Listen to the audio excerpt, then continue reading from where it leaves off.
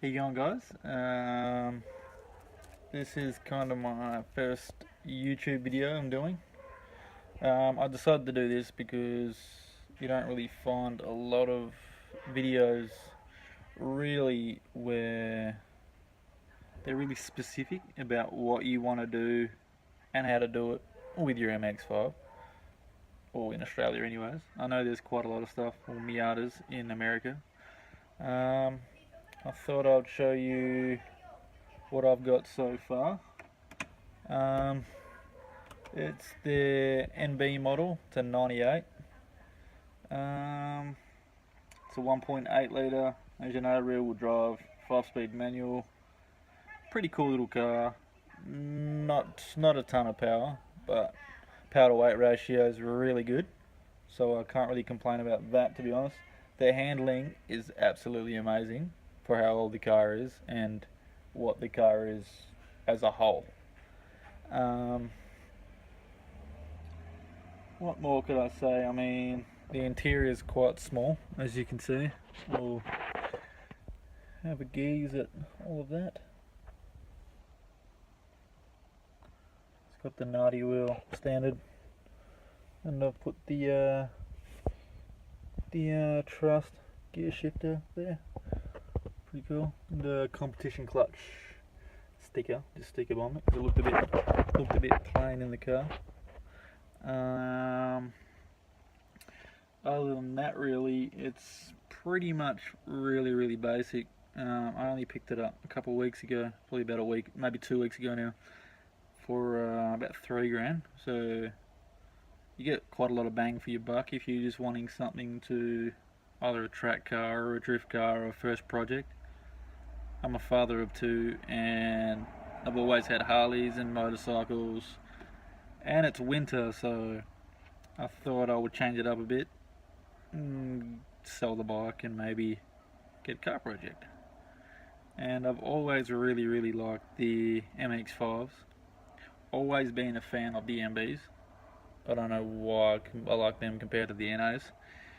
But yeah, so here it is. I'll give you a quick walk around of the car. Okay, here we go. Now, when I got the car, it had 17-inch heavy wheels, so we got rid of them.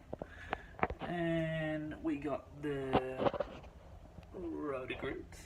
They're a 15x7 or 15x8, I believe. Pretty cool wheels. I didn't try drifting with the last wheels because they didn't look like they were wheels that you could drift. They just looked a bit too heavy. So I've drifted with these a couple times, and thumbs up. Really cool wheels.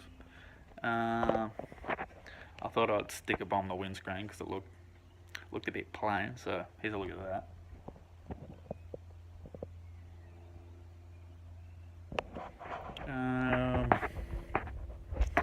Other than that, I think it's been lowered in the front because, I mean, this is the first time I've owned an MX5, and yeah, I don't know a whole lot about what they're like stock. I mean, this was pretty basic when I got it, but the guy I bought it off said he bought it for his wife and only had it for a couple of weeks and she didn't like it, so he put it up for sale, and I seen that he had it up for quite some time, so yeah, made him an offer at $3 grand and got a bargain. Other little mods I've done, a bigger radiator to keep it cool. I tidied up the rocker cover because it was a bit ugly and painted that a cool orange, and a new oil cap, I guess, because the other one was broken, so I went with a real flashy one.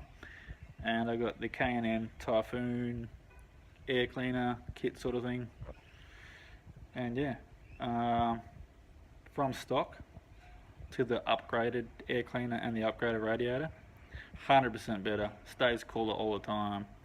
And I find with the K&N Typhoon air cleaner kit, you can rev it out a lot more. Here's a look at the engine bay.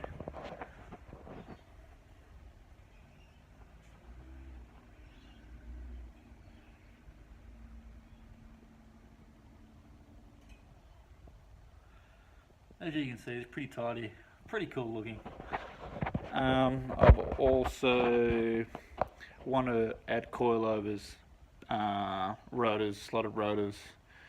It definitely needs new pads, that's for sure. And I also really like the CX racing header, which I'm really keen on doing.